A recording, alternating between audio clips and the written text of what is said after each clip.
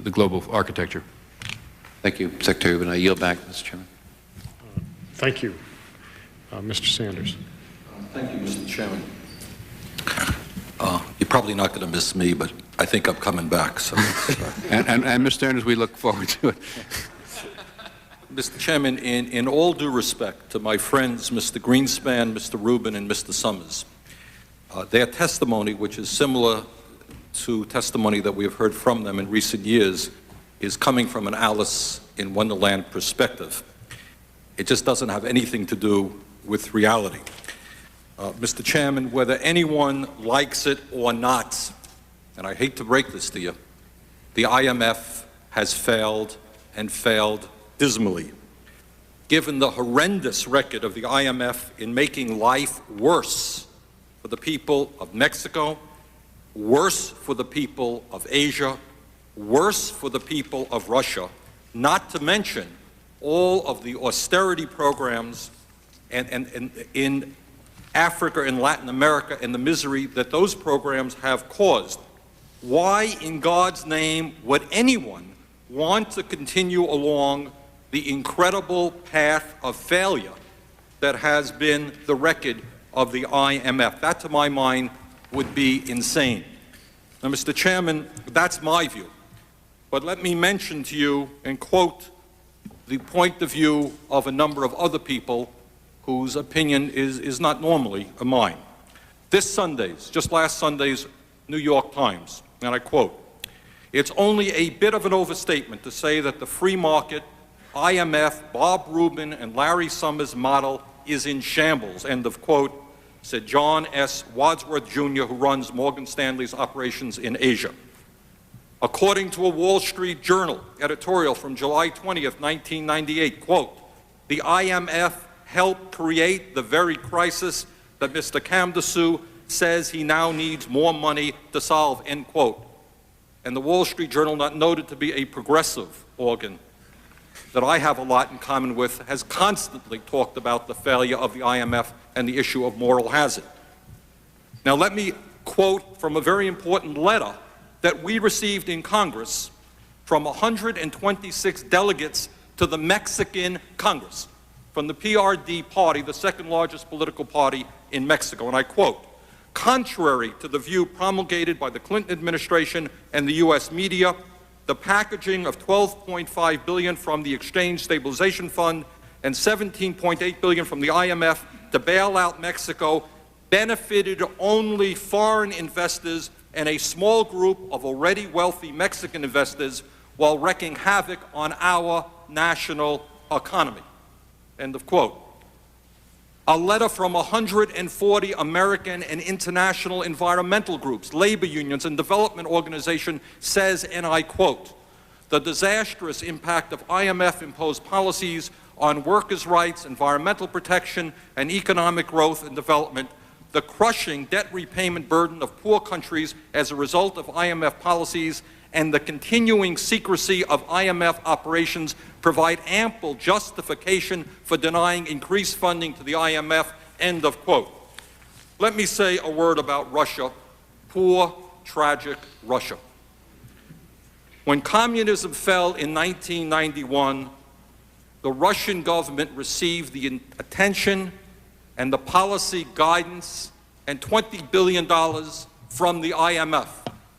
And it is fair to probably say that never in the modern history of this world has one country which started off as an industrialized nation with an inefficient economy, to be sure, never before have we seen an economy decline in 7 years like the Russian economy has declined under the guidance of the brilliant advice of the IMF, not to mention $20 billion in taxpayer money. And I don't have to tell you, you know that. This is a country that used to manufacture. They don't do it anymore. Their children are hungry. Their old people don't receive pensions. They used to produce food. Now they import food. But meanwhile, they now have a handful of billionaire oligarchs who have made a fortune illegally, having a substantial role in running that country. So, Mr. Chairman, it is fine for all of us in a very congenial way to be laughing and chatting about what's going on, but I think we are blind not to recognize that the IMF has failed. And while we do not and must not turn our backs on what's going on in this world, and please do not hear me to say that, and I think, Mr. Chairman, your suggestion about thinking about providing food to Russia when this winter is coming is a very important suggestion. We must not turn our back. But any major league manager that has a pitcher who's won 3 games and lost 20, you know what? You say to that pitcher, thank you, you're going down to the minors. We're trying a new strategy. Your strategy has failed.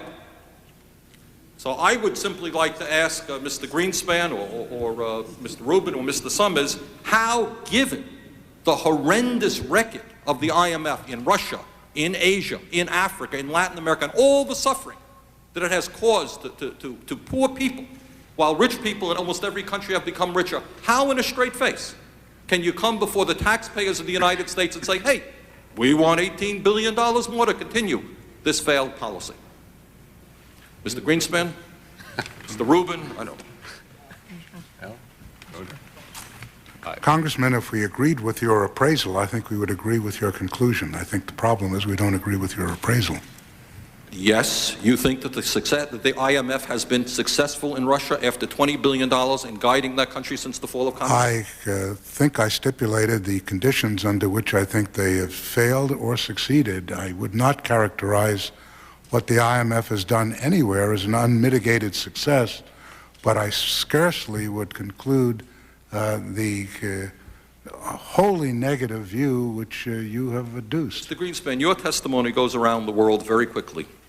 And I think that maybe the people of Russia today, who are suffering so terribly, who have seen such a major decline in their economy through IMF guidance over the last 7 years, would love you to tell us and tell them about the successes of the IMF in Russia. I would say that the IMF had very little to do with the decline that existed in Russia. I think that you start off with a centrally planned economy in which a goodly part of what they are producing is not available to be sold in the market, and that very rapidly dissolves. I'm not arguing that they moved from a centrally planned economy to a free market economy. That's scarcely the case. I've argued elsewhere that indeed the type of markets that they have is scarcely the type that we support, that is a rule of law, a structure which has an institutional structure which enables exchange to be viable and production and productivity efficient. Russia has scarcely been able to do that, and I would suggest to you that if the IMF never existed, we'd be looking at very much the same sort of problems that they have.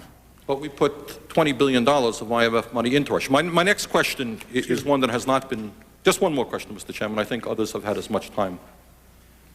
And this is a perspective that we're not hearing too much from this committee today.